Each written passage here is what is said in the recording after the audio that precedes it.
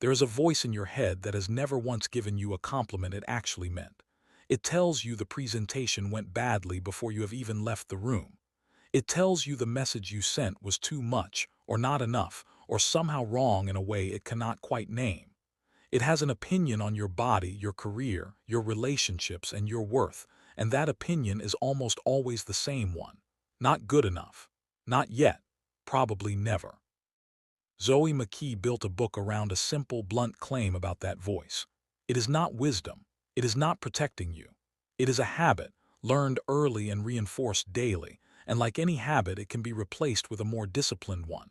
Her argument across this book is that most people wait for motivation, confidence, or the right feeling before they act, and that this waiting is precisely the trap. Dreaming day and night does not create the life you want. Disciplined action does. Where you end up is shaped less by talent and more by how many times you get back up, and how much discomfort you are willing to tolerate along the way, including the discomfort of ignoring a mental critic that has never once been on your side. She writes from a specific vantage point. Much of her thinking on resilience and self-reliance traces back to arriving in a new country as a teenager on a scholarship that covered little beyond the essentials, learning early that waiting for ideal conditions was a luxury she did not have. That background shapes the tone of the book throughout. It is impatient with excuses, unsentimental about comfort, and consistently more interested in what a person actually does than in how they currently feel about doing it. In this video, I am going to walk you through several of the core ideas she builds this argument on. Not just what each one claims, but why it holds up, and where, honestly, the book stretches thinner than it should. Stay with me. Idea 1. Everything in life is a trade-off. Most self-help advice quietly promises that with the right system you can have it all. More productivity and more rest. More ambition and more peace. McKee rejects this directly. Every yes to one thing is a no to something else, whether or not you acknowledge it consciously. The specific claim is that people who feel chronically dissatisfied are often not actually failing. They are refusing to admit which trade-off they are making, so they experience the cost of the choice without ever getting the clarity of having chosen it on purpose. The person who works long hours is trading time for income, whether they name it that way or not. Naming it does not remove the cost. It removes the confusion about where the cost is coming from. This reframes complaint itself. A lot of quiet resentment, in McKee's telling, comes from an unexamined trade-off rather than a truly bad situation. Once the trade-off is named honestly, the choice is either renegotiated or accepted, and either outcome is more stable than staying in the fog of not having looked at it directly. There is a specific test McKee suggests for this. Instead of asking whether a situation is fair, ask what you are receiving in exchange for what it costs you, and whether you would still choose that exchange if you had to state it out loud to someone else. Many arrangements survive that test easily once named. Others do not, and that failure is itself useful information, because it tells you exactly what actually needs to change rather than leaving the dissatisfaction vague and directionless. Idea 2. The paradox of responsibility. Responsibility is usually framed as a burden, something reluctantly accepted after something goes wrong. McKee flips this. Refusing responsibility for your circumstances feels lighter in the short term and is, in practice, the heavier long-term choice because it hands control of your outcomes to whatever you are blaming. The paradox is specific. The more responsibility you claim, even for things that were not entirely your fault, the more actual power you retain over what happens next. The less responsibility you claim, the safer you feel from blame, and the less able you are to change anything, because you have defined the problem as belonging to someone or something else. This does not mean pretending unfair things did not happen. It means recognizing that assigning blame accurately and reclaiming responsibility for your response are two separate acts, and only the second one changes your future. McKee draws a distinction between fault and responsibility that does a lot of work here. Fault asks who caused a problem. Responsibility asks who is going to do something about it now, regardless of who caused it. Confusing the two keeps people waiting for the person or circumstance at fault to fix things, which sometimes never happens, while responsibility, claimed early, does not require anyone else's cooperation to start moving. Idea 3. The most unreliable organ. People tend to trust their own thinking more than almost anything else available to them. McKee argues this trust is frequently misplaced. The brain is not a neutral reporter of reality. It is a prediction machine shaped by mood, fatigue, old fears, and habit, and it will often hand you a confident-sounding thought that is simply wrong. The specific mechanism she points to is that thoughts arrive with a feeling of certainty attached, regardless of whether they are accurate. A tired, anxious mind produces catastrophic-sounding conclusions with exactly the same tone of authority a calm, rested mind uses for accurate ones. Most people never learn to separate the volume of a thought from its truth. The practical shift is treating your own thoughts as data to be examined rather than verdicts to be obeyed. A thought that arrives at 2 in the morning, in a spiral of worry, deserves exactly as much automatic trust as a stranger's opinion. Sometimes it is right. It has to earn that the same way anything else does. This is a harder shift than it sounds, because the whole experience of thinking feels like direct access to reality rather than an interpretation of it. McKee's point is that noticing the gap between a thought and a fact is a skill, not an instinct, and most people have never practiced it deliberately, which is exactly why the loudest, most catastrophic-sounding thought in the room so often wins by default. Idea 4. That messy stress. Stress is usually treated as a problem to eliminate entirely. McKee's argument is more specific and more useful. Stress itself is not the enemy. Unexamined, unmanaged stress is, and the two get confused constantly. A certain amount of pressure sharpens focus and performance. What actually damages people is stress without recovery, and stress interpreted as a personal failing rather than a normal signal that something currently exceeds your available resources. The goal is not a stress-free life, which does not exist for anyone doing anything worthwhile. The goal is building a relationship with stress where it is noticed early, responded to deliberately, and not left to accumulate silently until it becomes the background condition of an entire life. The specific danger McKee names is treating chronic stress as simply how things are now, rather than as information that something in the current setup needs to change. She is specific about what recovery actually requires, and it is rarely more willpower. It is closer to deliberate rest, built into a schedule ahead of time rather than grabbed only once collapse feels imminent. Waiting until stress becomes unbearable before responding to it treats recovery as an emergency measure instead of routine maintenance.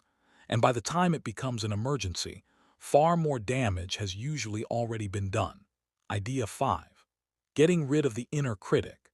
This is the thread running under everything else in the book. The inner critic is not, in McKee's framing, a source of honest feedback. It is closer to an old, outdated alarm system, installed for reasons that made sense once and now mostly just goes off at the wrong moments. The specific technique she returns to repeatedly is separation. Nomming the critical thought as a thought, rather than as a fact about you, creates just enough distance to evaluate it instead of simply absorbing it. The critic often speaks in absolutes: always, never, everyone, no one. And those absolutes are usually the first sign that what you are hearing is old pattern rather than current truth. Disarming the critic does not mean silencing self-reflection entirely. It means holding self-reflection to the same evidentiary standard you would demand of any other harsh judgment aimed at you by someone who does not actually know the full situation. McKee also points out a pattern worth noticing. The inner critic rarely shows up when you are already succeeding. It shows up specifically at the moment you attempt something uncertain, which is a strong hint about its actual function. It is not protecting you from failure. It is protecting the status quo, discouraging exactly the kind of risk that growth requires, and mistaking that discouragement for wisdom is how a lot of people talk themselves out of things they were genuinely capable of. Idea 6. Disciplined action over dreaming. This is the thesis the rest of the book quietly serves. McKee's core claim is blunt. Motivation is unreliable, arrives inconsistently, and cannot be counted on to show up when a task actually needs doing. Discipline, by contrast, does not depend on feeling ready. It is simply the decision to act according to a plan regardless of the mood attached to that particular day. The specific argument is that people conflate dreaming about a future with working toward it, because both activities involve thinking about the same outcome and produce a similar emotional payoff in the moment. Dreaming feels almost identical to progress from the inside, which is precisely why so many people mistake hours spent imagining a different life for hours spent actually building one. The corrective McKee offers is small and repeatable action, chosen in advance and completed regardless of mood, rather than large action attempted only when motivation happens to be high. A modest task finished on a day you did not feel like doing it builds the discipline muscle in a way that an ambitious plan, abandoned the first time enthusiasm fades, never does. There is a specific reframe of failure inside this idea as well. McKee treats falling short as expected data rather than as proof of unsuitability. The number of times someone falls and gets back up matters more, in her framing, than whether they fell in the first place, because falling is simply what happens to anyone attempting something they have not yet mastered. Reading it as a verdict on capability, rather than as an ordinary part of the process, is one more job the inner critic has quietly taken on without permission. Now let us be honest about this book. McKee writes in short, direct, accessible sentences, and for a reader who wants ideas delivered plainly without academic hedging, that clarity is genuinely useful.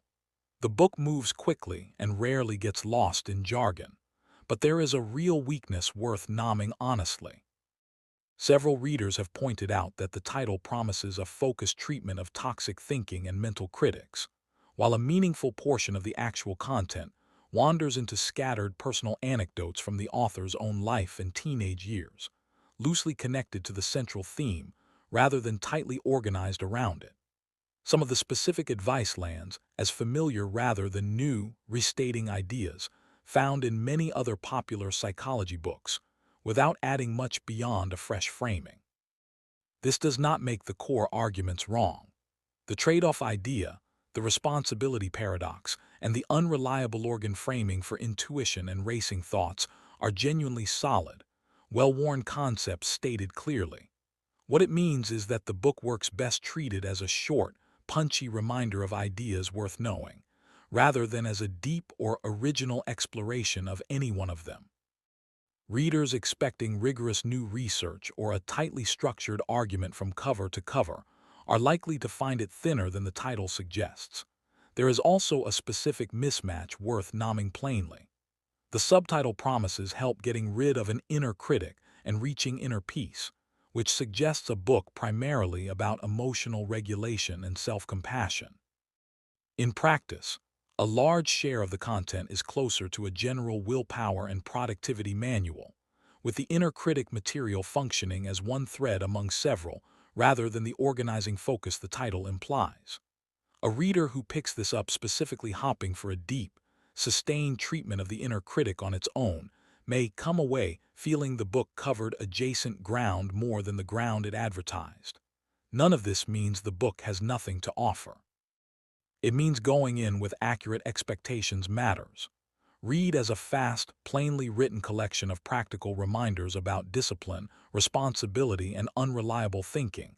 It delivers exactly what it promises. Read as a definitive, deeply researched treatment of toxic thoughts specifically. It will likely disappoint. So what do you actually take from this? The most useful thing here is a specific habit, not a mood. The next time a thought arrives with total certainty and total negativity attached, pause before accepting it as fact. Ask what evidence actually supports it, separate from how confidently it was delivered. This habit takes almost no time to practice and produces results slowly rather than instantly, which is precisely why most people never build it deliberately. The critic has usually had years of uncontested airtime. A few weeks of pausing before believing it will not silence it completely, but it starts to weaken the automatic authority it has been granted by default, which is really all the shift requires to begin compounding. The second useful thing is the trade-off reframe. Instead of asking why a situation feels unfair, ask what you are actually trading for what you currently have, and whether that trade, named honestly, is one you would still make on purpose. This question tends to surface something people already sensed but had not said out loud. Naming a trade-off explicitly rarely changes the facts of the situation. It changes the relationship to those facts, from a vague, draining resentment into a specific, examinable choice that can actually be renegotiated if it no longer makes sense. The third thing is simply this: disciplined, unglamorous action, repeated on ordinary days when you do not feel like it, is doing more to shape your future than any amount of waiting to feel ready ever will. The critic will keep talking regardless. The only real choice is whether you keep listening. None of this requires becoming a different person overnight, and McKee is not asking for that. It requires noticing the moment a familiar, confident, negative thought arrives, and choosing just once to treat it as a claim to be checked rather than an instruction to be obeyed. Repeated often enough, that single small pause is most of what discipline actually is. Thanks for watching all the way through. That voice was never the truth. It was only ever the loudest thing in the room.